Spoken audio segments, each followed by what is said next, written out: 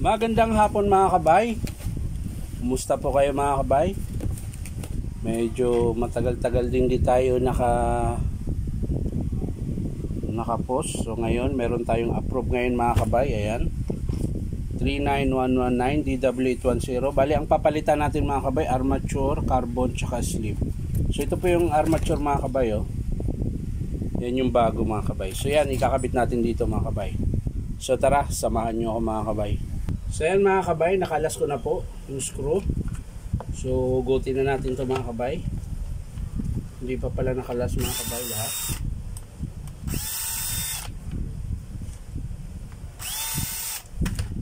Yan. So yan na mga kabay.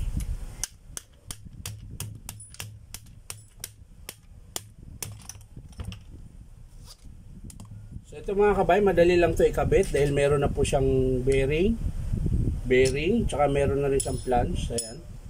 So diretso na nakabit mga kabay. Kakabit na lang natin yung sleeve. Ayan. Ito po yung sleeve. Tapos yung pinion mga kabay, ito, lilipat na lang natin dito. So ayan mga kabay, nakalas ko na po. Ayan.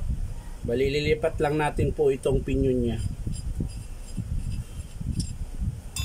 dito po sa bagong armature. Ayan. Ayan.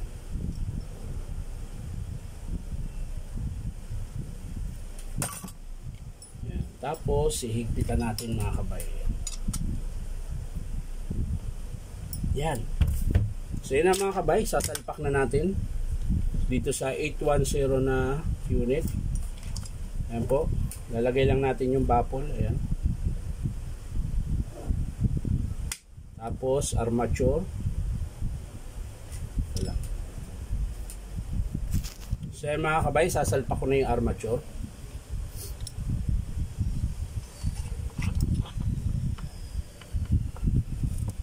Malit. Rubber malit. Yan. Tapos yung gearbox.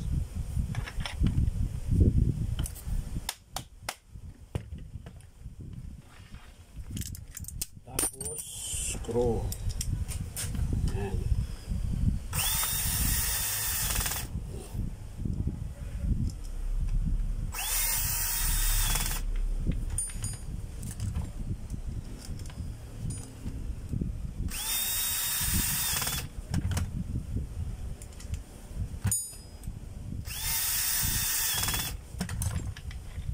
Tapos carbon mga kabay, kakabit natin.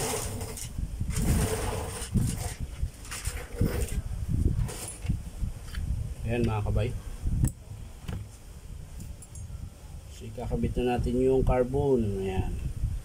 Sa mga gustong bumili pala nito mga kabay, ang model nito DW810. Bali 2.5 po ito sa amin mga kabay. Dito po sa Santa Cruz, Manila. 530 T. Alonso Street, Santa Cruz, Manila. Hanapin nyo lang po yung Powerman Hardware po. Yan, dito nyo po yan mabibili. Meron po yung 1-year warranty mga kabay, parts and service. Ayan, pag bumili po kayo dito sa amin.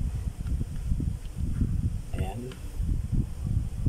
So, punta na lang kayo dito mga kabay sa mga gustong bumili ng original na DW810.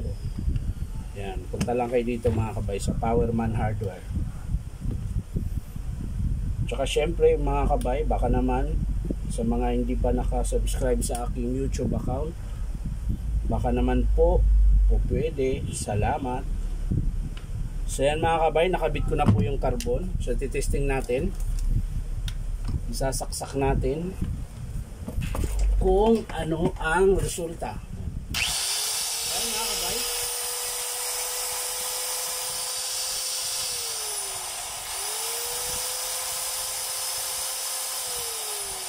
So wala po siyang siklab mga kabay. Okay na okay po siya mga kabay. So yan lang po mga kabay. Maraming salamat sa panunood. At syempre paki-like na rin at saka paki-subscribe na rin po. Yan. So yan na mga kabay. Maraming salamat. Bye-bye.